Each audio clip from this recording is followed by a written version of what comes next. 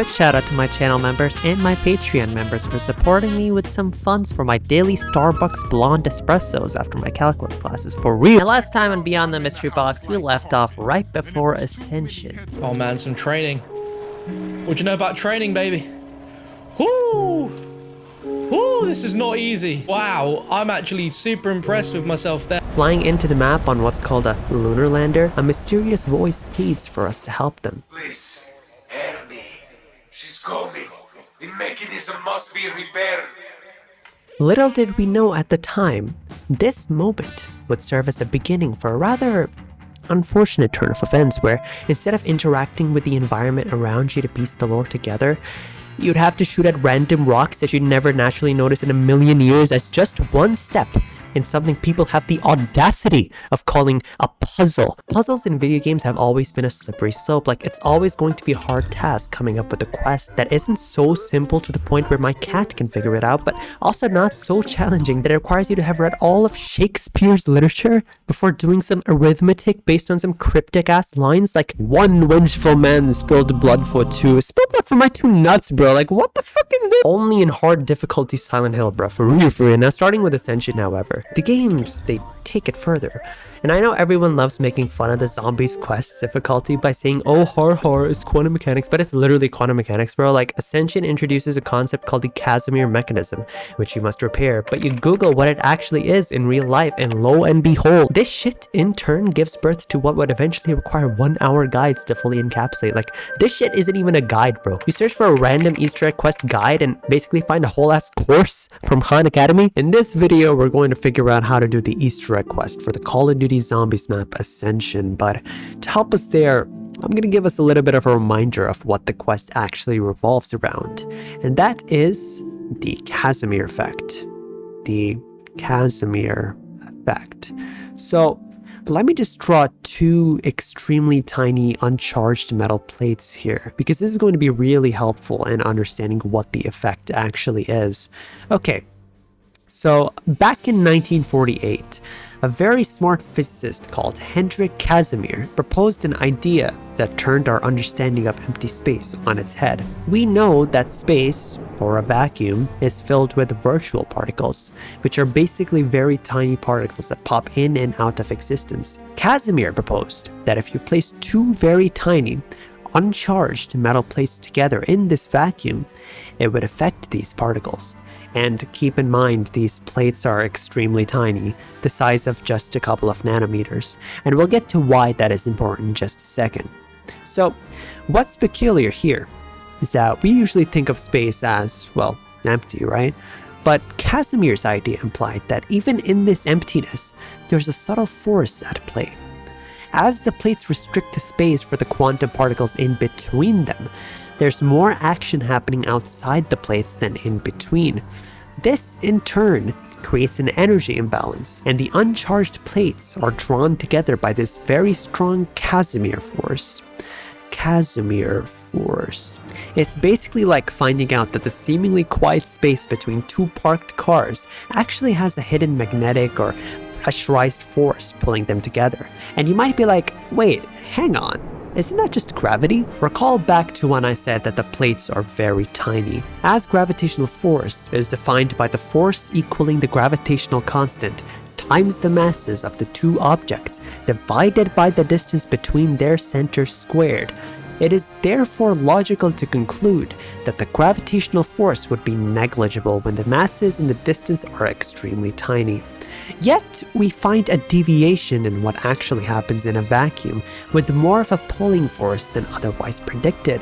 And that is what makes the Casimir effect so fascinating, by showing how the quantum world can be full of unexpected forces that are quite hard to explain. Now, coming back to the map Ascension, you might think that the Easter egg quest is scientifically profound and challenging, but actually you just shoot at random objects in the map. Ascension places a huge focus on the space race. Extrapolating from the campaign, the map possibly takes place in a Russian cosmodrome located in modern-day Kazakhstan. Very nice. In the real world, Operation Paperclip and the Soviet game both contributed to the continuation of the tech that the Germans worked with in the war. The US and Soviet Union both competed with each other to be the first nation to conquer space, with the Soviets accomplishing much of the earlier achievements such as the first satellite in space, first dog in space, sounds very familiar. First man and woman in space, and yeah, you get the idea. But toward the end, the US essentially one-upped them and ended the race by successfully sending mankind to the moon. This all serves to be the backdrop for this map, where Soviet scientists are experimenting with the tech Group 935 used for their own benefit, just as their American counterparts did, as seen in the map 5. The main plotline for this map has to do with two key scientists, Dr. Gersh and Dr. Yuri Zavoysky. Through various audiologs scattered throughout the map, as is standard in Zombies by now, you can learn about a rather unfortunate turn of events that occurred during the development of the Gersh device, a device that serves to be a portable black hole of sorts, which bears a striking resemblance to the whole two metal plate stuff that the Casimir effect revolves around. Dr. Gersh, the head of the project, initially reports that the development of it is going smoothly, but another scientist called Dr. Yuri makes a bunch of careless mistakes during the development, thereby damaging the so-called Casimir mechanism, which the Gersh device exploits to function. As a consequence, Gersh essentially demotes him to work on rocket testing, which is a huge blow to the ego for someone who has the talent and potential to work on state-of-the-art experimental and innovative devices that push the realms of science and what's even possible. Dr. Yuri expresses his frustration through his audiologs, his voice laced with resentment. His brilliant mind, he believes, is wasted on the crude science of rocketry, and yet he has no power to challenge Gersh's decision. However, a rather peculiar mystery arises and adds to his discontentment. Rockets. He transfers me to work on rockets. These experiments require no finesse, no imagination. My intellect is ill-served blasting a bunch of monkeys into the atmosphere. But I can't fight Gersh over this. I was able to hold on to my keys. Some after-hours research. No one else really understands what Project Mercury is capable of. Until then, this lab will have to do. Wait, is it a matryoshka doll? Is someone at a child? The attention is suddenly diverted to his mentioning of Matryoshka dolls popping up everywhere, their silent presence as startling as it is inexplicable. He muses of a possible child set loose, a rather strange thought considering the classified and remote nature of the testing facility. As if to give even more credence to the odd suspicion, his subsequent log is laced with a sense of bewilderment at the finding of a teddy bear. I found the box today. Some Rebenka left his teddy bear in it, a disgusting and filthy toy. Who keeps bringing their child onto this base? Thank God they did not take the diary, the things I've learned about Element 1. I'll have to conduct this research on my own, away from the destructive hands of Gersh. His research into Project Mercury has stalled, but will he be transferred? I doubt it. As long as Project remains on track, his friends I must be small. In a paranoid state, he expresses his aversion to Dr. Gersh, referring to a diary containing the secrets of Element 115 that he wishes to guard from Gersh's perceived destructiveness. Interestingly, we have already come into contact with what could be a diary in Shiranuma, where a laugh emanating from Richtofen plays upon interaction. Still, not much else can be said, and the presence of children's toys, like a dissonant chord in a symphony, adds a rather off-kilter tone to this situation. Meanwhile, Dr. Gersh, oblivious to Yuri's descent, continues to make headway with Project Thunder, a project dealing with the development of the Thundergun wonder weapon. His statements are resolute, the confidence of a man on the brink of a breakthrough, but beneath the optimism, there is a hint of concern. Dr. Yuri's hostility and odd paranoiac mutterings are becoming more noticeable. A change is in the air. For Dr. Yuri, the change is not subtle. The once steady ground of his mind is being ripped apart at the seams. A strange voice begins encroaching on his thoughts, manipulating him. This laughter in my head. Always in my head. I can't find her. I can't. Oh, I can't stop it. Keep it out. Why won't she leave me alone? Calm down, Yuri. Calm down. No, I won't. Shut up. Stop. You stop. Fine. Okay. I will. This had better be good, Yuri. The fact that you are even in this lab again is reason enough to have you permanently removed. You've done anything that will ruin its inspection. Do not worry. You will not be disappointed. In fact, I'm sure you won't forget it. But I can't take all the credit. If you will do me the honors.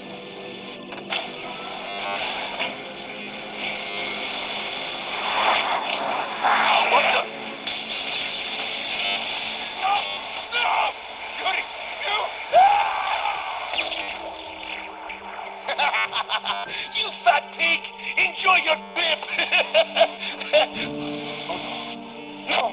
No, no, no, no, no, no, no, no! What have I done? What have I done? The voice, quite similar to the one in Teresa that we believe to be Samantha's, drives Yuri to coax Gersh into activating a prototype of the Gersh device. The sound effects that follow, a distortion of space and time, are unmistakable, with the device's activation a maw that swallows Gersh whole. His screams a chilling aria of terror. Finally, Dr. Yuri is left all alone, with his triumph curdling into dread upon realizing what he's done. Spawning into the map, we can infer that Gersh's soul is still left intact, albeit trapped in some other plane of existence. This ties into the recurring theme of souls and how they can still exist even after death, especially considering what probably happened with Samantha. The quest in this map revolves around some random shit. I ain't even gonna lie, bro. Like, I don't know what throwing a Gersh device outside the map or pressing some random buttons around the map do to help Gersh escape, but like, Interestingly, in doing the button step, you encounter a number of red phones that ring throughout the map. Picking them up place audio quotes from the 4 characters in 5, lending credence to the idea that the events in these 2 maps are occurring simultaneously. Need some beans for the chowder here. Now, let's address something concerning the map that's also relevant to many other maps in the future. The Easter egg steps are random. They serve absolutely no purpose in and of themselves. Likewise, the so-called Casimir mechanism that we have to fix isn't even a physical object that you can see or interact with directly. It's just something that the characters try to activate or set in motion by following the steps of the Easter egg quest. Each step you take, throwing the Gersh device, pressing the buttons, waiting at the clock, and collecting the letters, activates a node or part of the Casimir mechanism. The actual location of this mechanism is never even explicitly revealed in the map, but its effects are felt throughout the map as you progress through the quest and hear Gersh's dialogue every step of the way. Symbolically though, each step can still represent something. Throwing the Gersh device can represent the manipulation of space and time. The 4 buttons can represent each character, pushing the narrative and Richtoven's plan forward. The 4 letters that spell out Luna can represent one of the specific goals of the space race in the moon, and waiting 1 minute in front of a clock doing absolutely nothing can represent a moment for you to ruminate over all the questionable life choices you had to make to get to that point. Bro, What is this? This Easter egg step is so enthralling. Like, never before have I seen like such gameplay filled with... What the fuck are we doing with our life? Bro, I think what the developer had in mind was that you're gonna stay in here and you're gonna shoot and kill and pew pew pew pew. But we're just fucking like.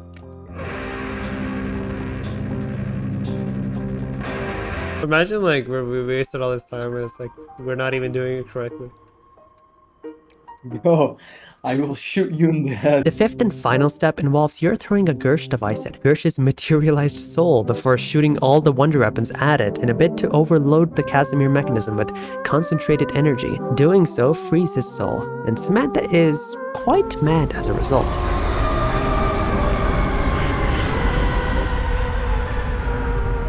Speaking of Samantha, the map's main song, Abracadavre, makes heavy use of some puzzles. Indeed, it seems Samantha has been practicing her riddle-making skills. Thankfully, I have the experience necessary to solve such riddles as a result of my playing Lies of P. If I don't retire after making this video, rest assured that my next one will be about the Bloodborne that your mom makes at home, but like, the one she actually ends up making better than the real thing somehow, with like a main character so cute it puts Link to shame. Like, the game was so immersive and engaging not because of the amazing art direction or the fun gameplay, but simply because I was in love with him the entire time, so clearly the devs knew what they were doing. Now, I'm gonna solve this riddle live for you guys right here, just to demonstrate my proficiency in such tasks. So, starting off with the first line, I can fly like a bird, not in the sky. Clearly, this describes an object that can rise up somewhat, which can always swim and always dry. Now, this definitely describes something that can enter a place of moisture, but return to dryness thereafter.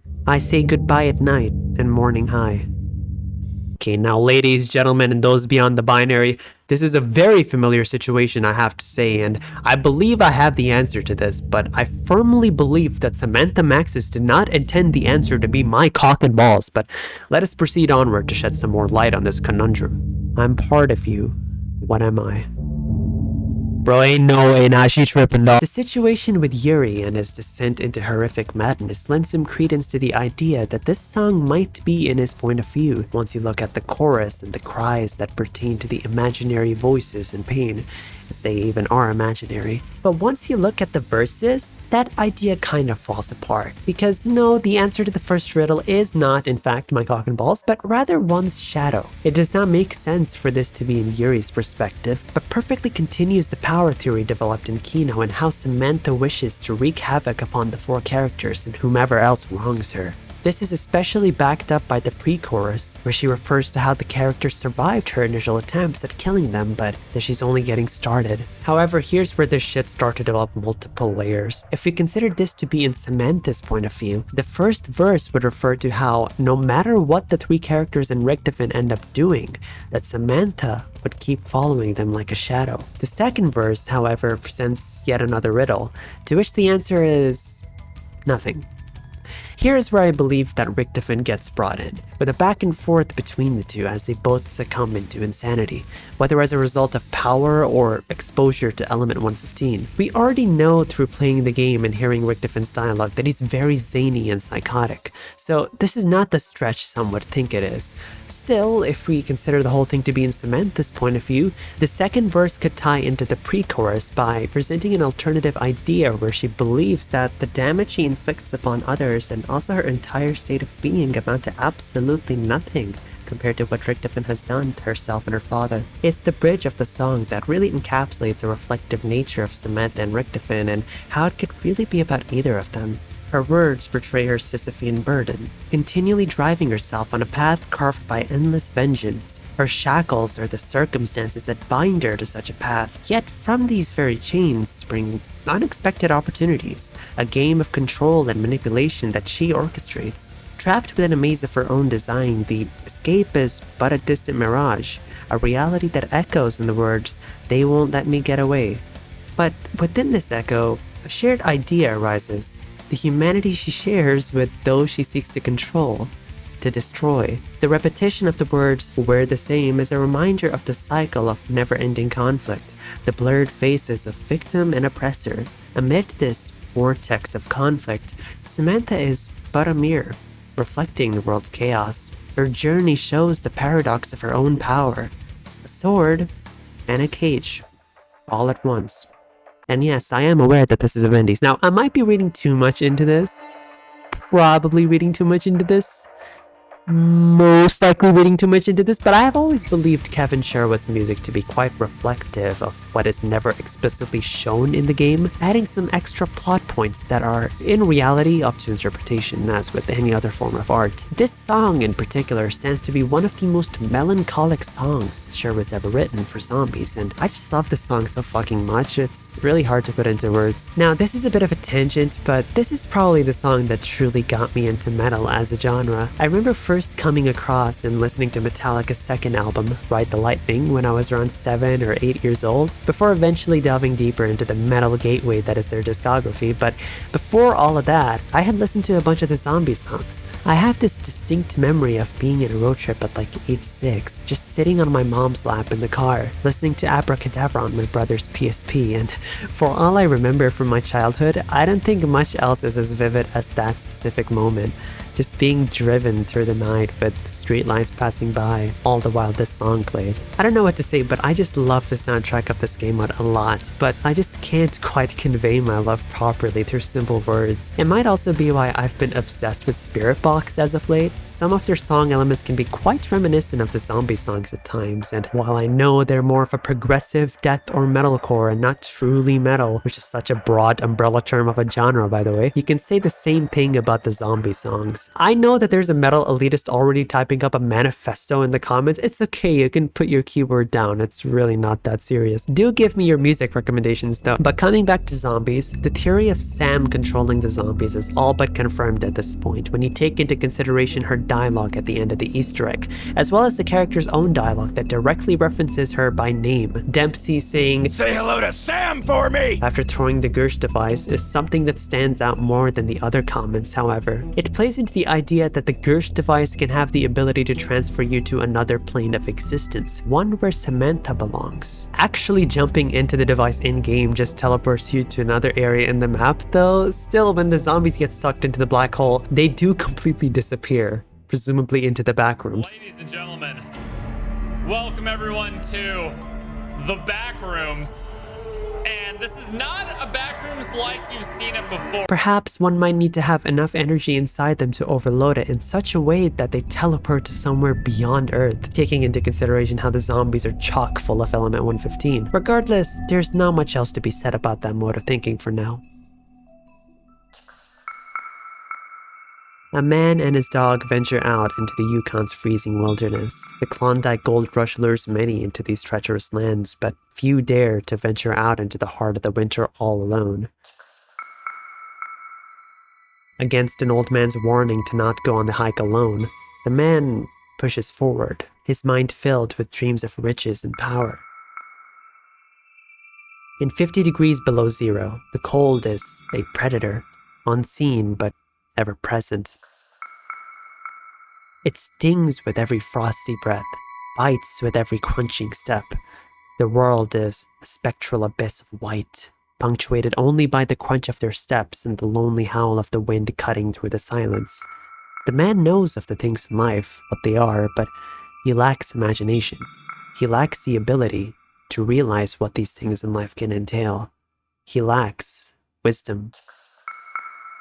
Ignorant of the cold's insidious power, the man presses forward, his resolve unyielding. Little did he know of what awaited him.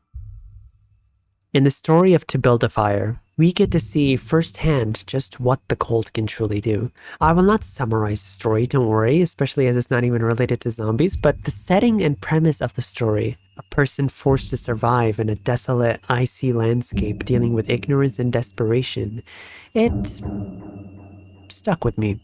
And I highly recommend everyone to either read the story or watch David Cobham's 1969 film adaptation of it, which is available to watch on YouTube for free. Growing up, Call of the Dead was just another zombies map to me. The icy scenery was just a backdrop and the cold and insignificant detail programmed into the game's code. It was, in essence, a stage bereft of any deeper meaning to me. However, a couple years ago, back in 8th grade, my English teacher, he showed us the story, forever changing my perception of the cold. Now that motherfucker traumatized me, bro. I don't even think it was in the curriculum, actually, but the story unfolding in the Yukon's cold, merciless wilderness is a setting quite similar to the cold Siberian outpost in Call of the Dead. The tale painted the cold not merely as a physical condition, but as a relentless, silent predator, an omnipresent force, simultaneously beautiful and deadly. Needless to say, the story deeply resonated with me. The same cold that I once overlooked in Call of the Dead became the unseen antagonist in this tale. It became a chilling reminder of the harsh realities, the unseen and uncontrollable forces that could lurk beneath the surface of the seemingly ordinary. And that took a Bloodborne-ass turn, but I can easily imagine the characters in the map battling against the cold, struggling to survive. The main threat obviously remains to be the undead, but in cold Siberia, where temperatures easily go sub-zero, especially in March, which is when the map takes place, it adds another existential danger into the mix. The characters I speak of embroiled in the relentless Siberian cold are not the four we have grown accustomed to in Dempsey, Nikolai, Takio, and Richtofen. Rather, they're A-list celebrities, and George Romero is directing a movie with them? Are you blind, man? Like this. Literally 1 minute into directing the movie, though, he's interrupted with a rather, unfortunate turn of events, actually. That ain't in the script. Playing as Sarah Michelle Gellar, Robert Englund, Danny Trejo, and Michael Rooker, your goal in the map is to locate and help Richtofen and the other three. Help them with what, you may ask? Well... I'm blind! I'm blind! In my eyes! Holy shitballs. Me too. What did you do, Richtofen? I did nothing. There's a light switch. Oh, I think I found a lever.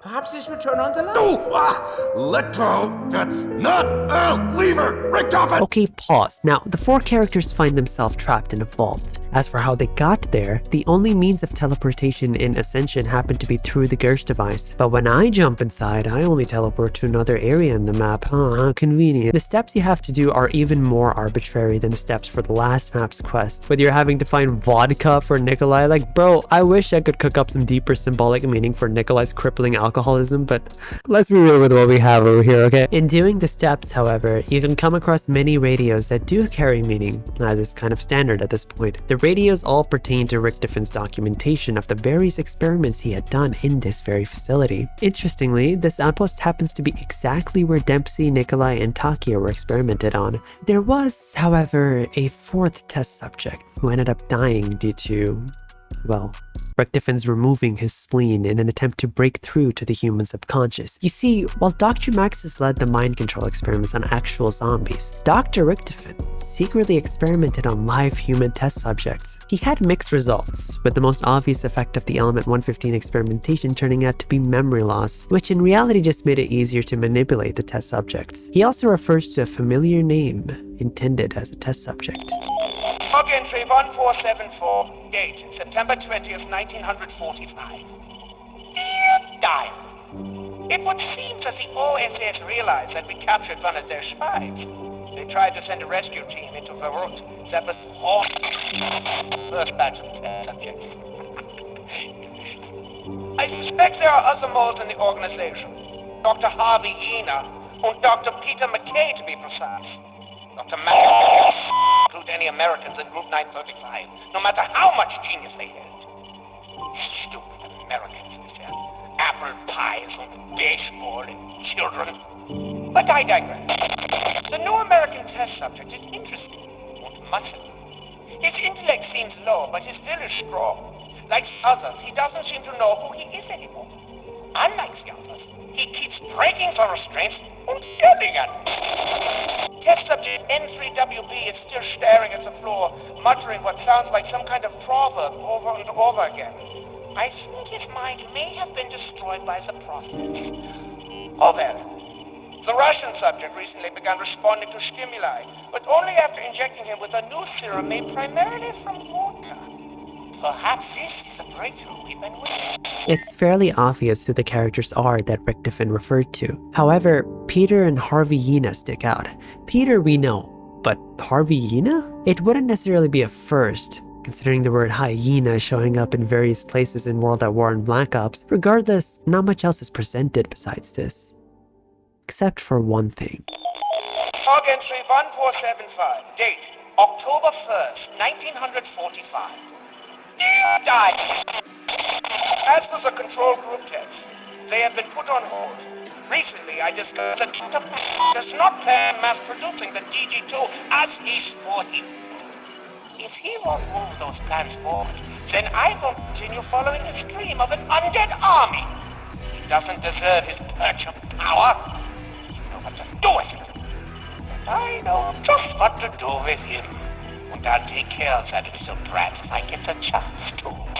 This immediately presents a major motive for just why Dr. Richtofon held such disdain for Dr. Maxis, going all the way to murder him and his daughter. While not in any way justifiable, to be betrayed and treated so condescendingly by your superior, and not having any authority or power to argue or do anything about it, definitely planted a seed for contempt in Richtofon's mind. All the exposure to element 115 and its ailments certainly did not do him any good either, so it is no wonder that that seed eventually sprouted into a certain master plan. However, in Call the Dead, we can get an even deeper glimpse into the psyche of Dr. Richtofon and what his plan entails in the map's main Easter egg song, Not Ready to Die by Avenged Sevenfold, who have their own dedicated Soviet propaganda poster in the map. Very cool. Now, if anyone's expecting me to harp on about how Avenged Sevenfold is my favorite band of all time and how I'd sell myself with a red light district for no more than $5 if it meant touching Gates' guitar, believe me, it is very hard to stop myself from doing just that. But I will stand to state that I've actually been listening to them less and less as of late. Not Ready to Die was my first exposure to Avenged Sevenfold, besides Bad Country and Saints Row 2, and it lit the spark for their becoming my favorite band, much to the dismay of every metal elitist out there. Shout out Lunar Runs 145, can't even argue with that shit, bro, for real. Lately, it just hit me how half of their lyrics are actually just so corny, and how it's really only their newer music where the lyrics are actually pretty good. Though still, as I said, I'm kind of falling out with them, and it's not helped by the fact that the band does questionable things like tour with and defend the one and only Ronnie Radke, of course. Not Gates following libs of TikTok too. You know what? Friendship ended with Gates.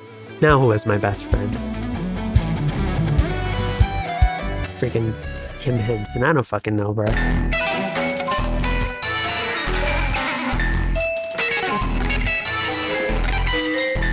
The map's song, Not Ready to Die, is pretty clear with its symbology and meaning. Immediately you can hear direct references to controlling Group 935 and the zombies, Samantha Maxis, and what have you. There are many allusions and references to breaking the trust barrier of the zombies and other test subjects with the use of Element 115 to control them, surviving amid the zombie outbreak with an indomitable will to persevere, and of course, controlling the world, one person at a time. Now, recently, around the time of writing this video, I listened to the song and had a grand revelation, the likes of how in the year of our Lord 1687, scientist Sir Isaac Newton discovered that things can move. I realized, upon much thought and pondering, that a female singer, like Elena Sigmund, represents Samantha Maxis, and a male singer, such as Matt Sanders from Avenged Sevenfold, represents Dr. Richtofen. Now you might be like, how in the fuck did it take you 13 years to realize that? And I don't know either, bro, but like, it remains pretty obvious that this song is in Richtofen's point of view. And that is crucial, as it basically confirms a long-standing tidbit of information that I've purposefully kept from you for a while, and that is something to do with the apparent voices in his head. You see, in many of the maps leading up to this point, Richtofen has had many voice lines referring to these voices that he hears in his head. I will please you now. The voices! However, these voices are casted under a different light when you consider the most important step in CoDZombies Easter Egg, the step where you retrieve what's known as the Frill device. The concept of Frill isn't something original that the developers cooked up for this game. Rather, it's a concept that can be traced back to author Edward Bulwer-Lytton in his book Vril, The Power of the Coming Race. One crucial thing to understand before delving into the Vril is the real-life mythological concept of the Hollow Earth, which, in many different cultures, refers to there being a vast interior realm within the Earth, with its popping up in the Greek underworld and Sheol in Judaism, among many other variations. There are even notions that this Hollow Earth harbors an advanced alien civilization. Vril and the Power of the Coming Race basically puts its own spin on that concept, with there being a mysterious, powerful energy called Vril, and an advanced alien civilization within the Hollow Earth that harnesses it, with the energy itself being a type of extremely powerful and ancient life energy. Again, if you're interested in a very short summary of this book, as I actually recommend not reading this book at all because it gets very stale a mere 50 pages in, my self-contained video about the mythology and zombies serves to provide just that. The book delves heavily into this ancient race and their godlike power, harnessing the Vril life energy with the use of staffs. To see it make an appearance in CoDZombies by name, not only through this device, but also the map's wonder weapon's name, all but confirms a supernatural and alien interference in the happenings of the zombies universe. It is worth noting how the VR-11 is a weapon that reverses zombie infection, turning the zombies back into humans, or more specifically CIA agents. Yeah, I don't know either, bro, but I didn't write this into the script for some reason, but that idea strikes a parallel to the story in which the life energy Vril can heal any ailment or cure any disease, basically. With there being nothing else aside from these two little nods to the Vril, it just calls for even more speculation as to the true supernatural nature of zombies, or the extent of that. Throughout the Easter egg, Richtofen makes some not so subtle remarks that basically confirm what has been hinted for so long. One more piece after this. Just one more piece, and the world can be mine! Oh, I mean... Force field, I'm not stuck behind the force field. After a series of steps, with some involving shit like Morse code, I guess that's the thing in zombies now, you finally hand the Vril device over to Richtofen, whereupon he exclaims how there's only one more thing that he needs. The Vril generator will be mine! Then there's only one more thing I need! Kinda sick that I have to ask this, but Richtofen, is that a rod in your pocket? 9. Let's go. I've got us what we needed. Yeah, drunk! Thank you so much for your help out there. Bye-bye!